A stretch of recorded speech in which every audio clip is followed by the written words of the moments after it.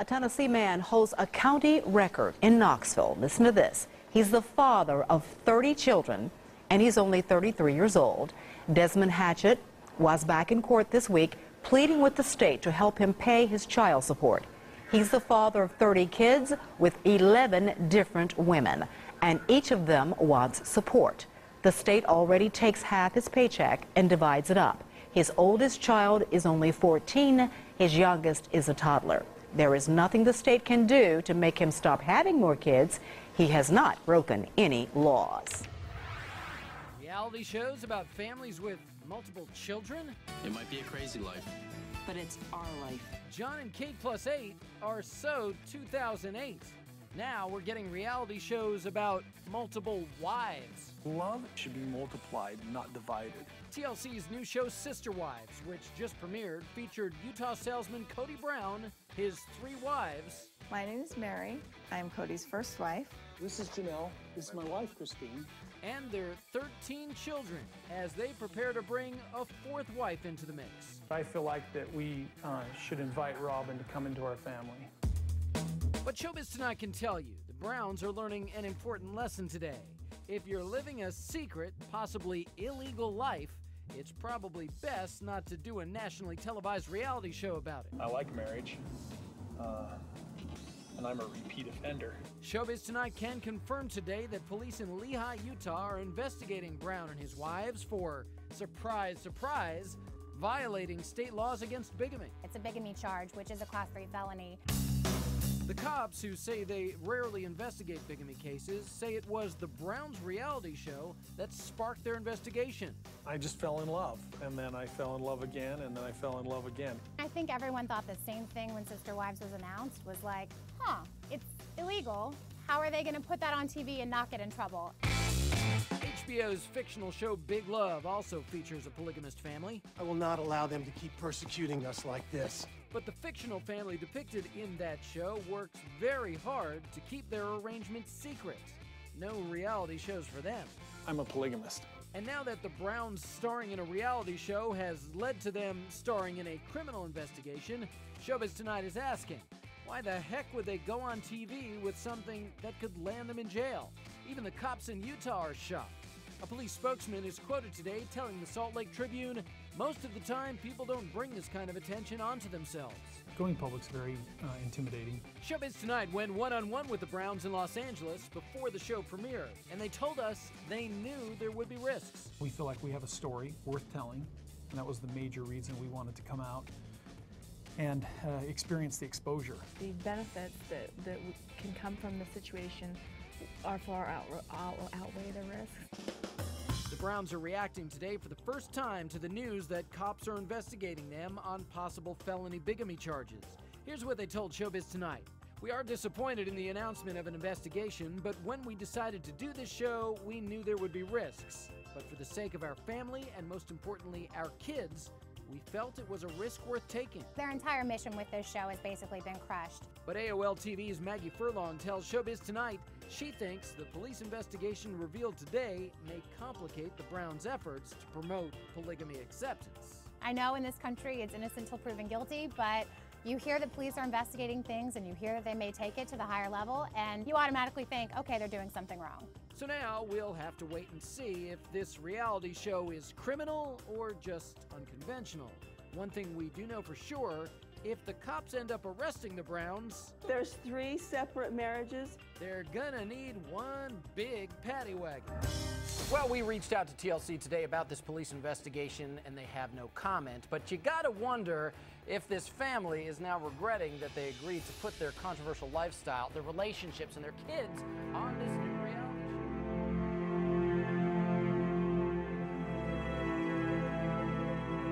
show. So, kids, we've talked a little bit about bullies. Warren Jeffs been bullying this community for 20 years.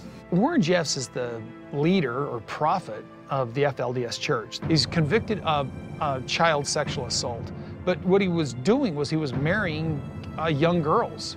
The FLDS, or Warren Jeffs community, they wear the dresses, they believe in underage brides. They believe in arranged marriages. We're nothing like them. We're nothing like that. At all. We're uncomfortable talking about Warren Jeffs because he's evil. Warren Jeffs reminds me of King Noah ben Zeniff, okay?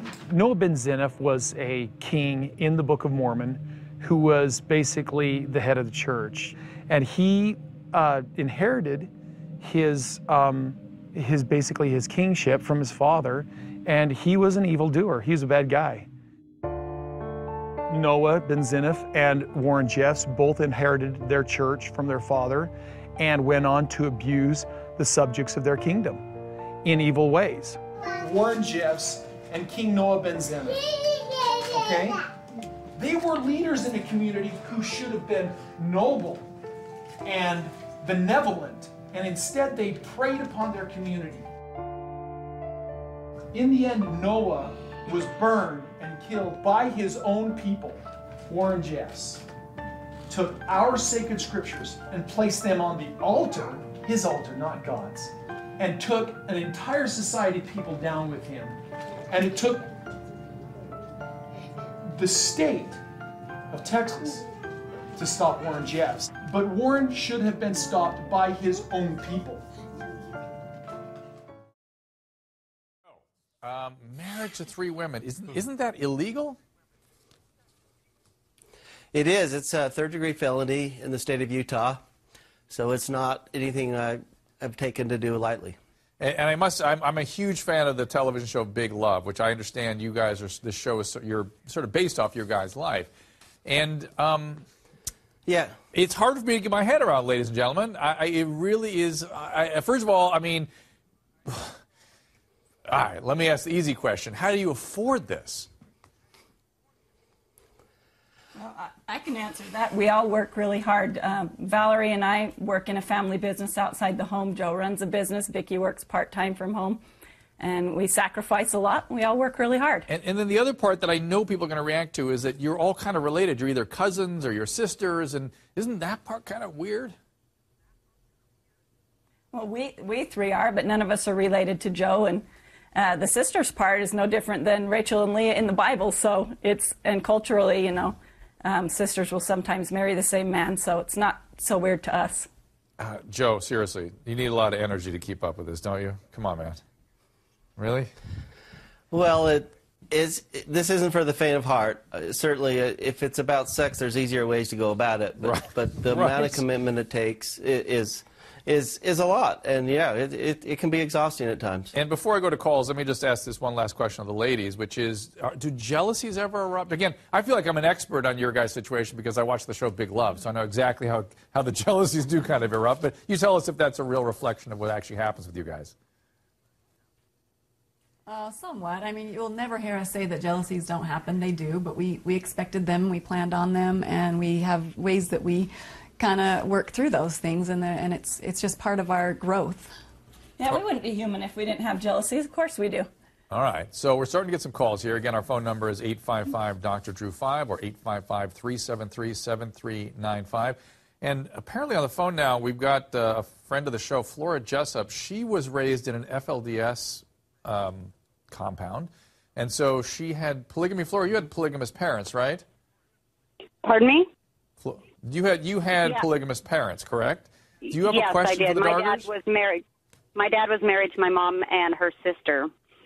Well, being raised in a polygamous society, you're raised kind of as a calf in a stall, and you believe that if you don't live the principle, that you're damned to hell.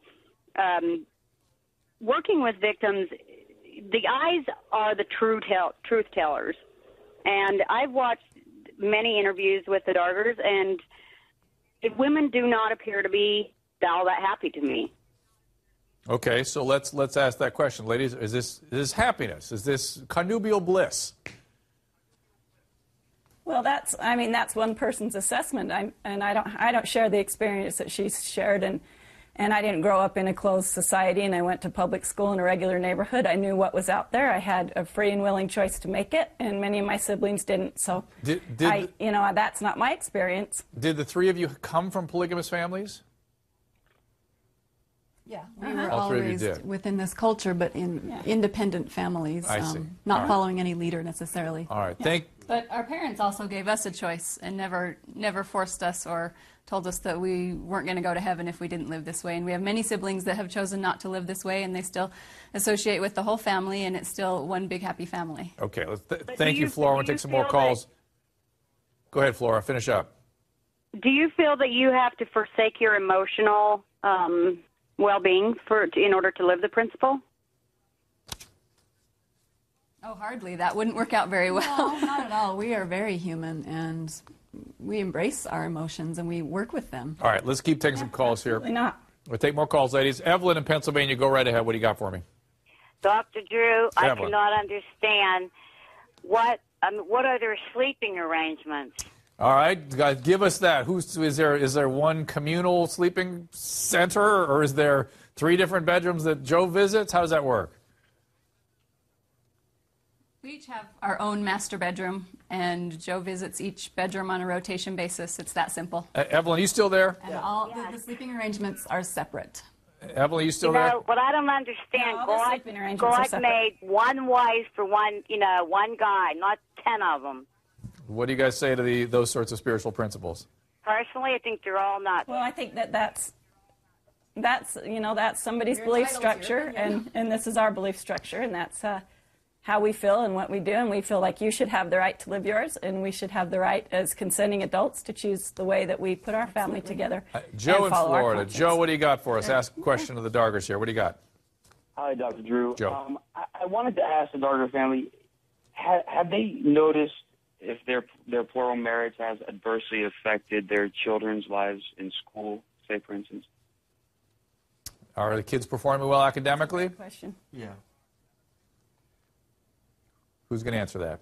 Is he asking academically? I mean, certainly our kids, which we hope to be able to even have on tonight, I think can answer some of this better. But they deal with the stigma that's out there, and there's a lot of persecution, both from teachers and from fellow students that they have to deal with. And so that's a factor that is there, and one of the reasons we speak out. We feel like in this kind of country, we should all be free, and whether they choose to follow our footsteps or not, they shouldn't be held as some kind of stigma for our choices. Yeah, and Joe, We're all raised in it. We know what it's like growing up. well, so yeah, and we guys, definitely help them and understand. I get you, and I don't want to be a part of that tonight. I'm not sure I want to bring the kids in and start questioning them and stuff. I'm not sure I'm comfortable with that, because they do have to, I'm sure, withstand a lot of stuff. But I do have another call. Beth in Kansas, go right ahead. Hi, Dr. Drew. I'm wondering if they actively encourage their kids to live the same lifestyle. Do you? Do you feel, let's say actively or even subtly, are you endorsing this? What do you guys think? Well, we teach them that it's our belief, but they absolutely know that they have their freedom to choose and that we will love them and support them. Some of them have already chose different paths, and they're still our children, and we love them dearly. Let me ask. Wait, Yeah, Joe. I Joe, I'm think, sorry. I'm going to interrupt because I'm running out of time. But do any of them resent this, or any of them sort of rebelling against it and resenting the situation they're in?